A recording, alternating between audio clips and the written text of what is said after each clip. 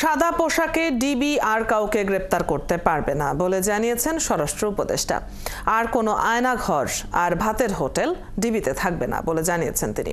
এদিকে বাংলাদেশে বসবাসরত অবৈধ বাসিন্দাদের বিষয়ে ৩১ জানুয়ারির পর ব্যবস্থা নেবে সরকার। সকালে পাসপোর্ট অফিস ও দুপুরে ডিবি অফিস পরিদর্শন শেষে এসব কথা বলেন তিনি। মহিম মিজানের রিপোর্ট।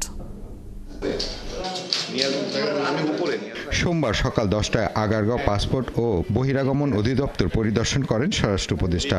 পরিদর্শন শেষে সাংবাদিকদের বলেন, ১ ফেব্রুয়ারি থেকে বাংলাদেশে বসবাসরত অবৈধ বাসিন্দাদের বিরুদ্ধে ব্যবস্থা নেওয়া হবে।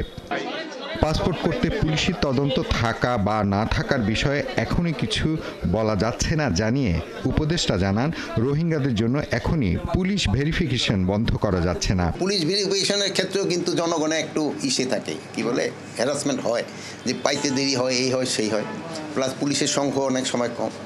বাট এই যে রোহিঙ্গার যে সমস্যাটা বললেন, এই জন্য কিন্তু এইটা জিনিসটা উঠানো যাচ্ছে না।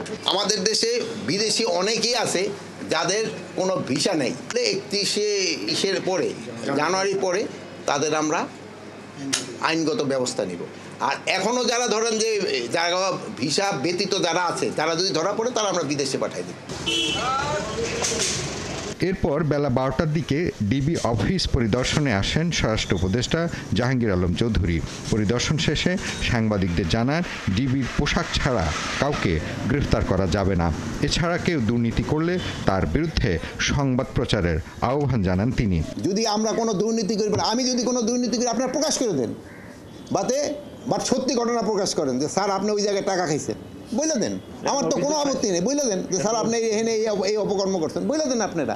আর প্লাস এই ডিবিদের ক্ষেত্রে এইও বলা হয়েছে যে এরা সিভিল ড্রেসে কাউরে অ্যারেস্টও করবে না, তাদের জ্যাকেট অবশ্যই পরিধান করতে হবে, তাদের আইডি কার্ড শো করতে হবে।